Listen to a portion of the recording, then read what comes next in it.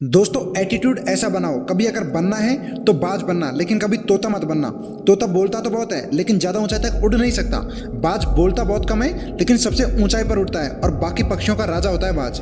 आज मैं आपको 5 ऐसे पॉइंट्स बताऊंगा जो कि हर एक इंसान को बाज से सीखने चाहिए और लाइफ की बहुत बड़ी लर्निंग इन 5 पॉइंट्स में है।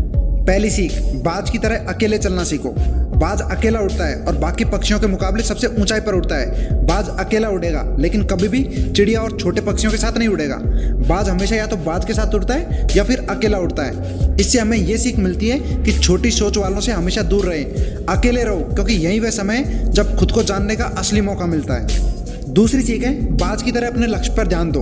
बाज का विजन बहुत ज़्यादा क्लियर और बहुत ज़्यादा स्ट्रांग होता है। बाज अपने शिकार को 1-2 किलोमीटर दूर से ही देख लेता है और जब एक बार उसे अपना लक्ष्य दिख जाता है तो फिर उसके बाद रास्ते में चाहे कितनी ही मुश्किलें क्यों ना आए, वो अपने लक्ष्य को हासिल करके ही दम लेता है। इससे भी एक बहुत बड़ी सीख मिलती है कि अपना विजन एकदम क्लियर रखो और उसे हासिल करने में चाहे कितनी ही मुश्किलें क्यों ना आए, कभी पीछे मत हटना उस बाज की तरह।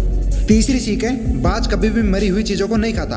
बाज कभी भी मरे हुए जानवरों को नहीं खाता है, वह हमेशा जिंदा शिकार करता है। और इससे हमें यह सीख मिलती है कि ये जो हमारा पास्ट है वो मर चुका है, तो अपने उस मरे हुए थॉट्स पर ध्यान मत दो और अपनी आने वाली फ्रेश जिंदगी पे अपना ध्यान लगाओ। अपने पास्ट की पुरानी यादें जो तुम्हें तंग करती है उन्हें वहीं रहने दो जहां उनकी जगह है, और तुम्हारे पास्ट को अपने वर्तमान में जगह मत दो, क्योंकि अगर एक बार तुम्हारा पास्ट तुम्हारे प्रेजेंट में आ गया तो तुम्हारा पास्ट तुम्हें कभी प्रेजेंट में जीने ही नहीं देगा।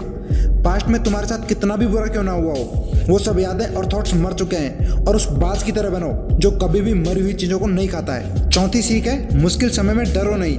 जब आंधी तूफान आते हैं तो बाज बहुत ज्यादा एक्साइटेड हो जाता है। जब बारिश होती है तो सारे पक्षी छिपकर बैठ जाते हैं, लेकिन बाज को बहुत मजा आता है। जब तेज हवाएं चलती है तो बाज उन हवाओं के सहारे और तेजी से ऊपर की ओर उठता है और ऊपर उड़ते उड़ते इतना ऊपर उठ जाता है कि बादलों से भी ऊपर पहुंच जाता है।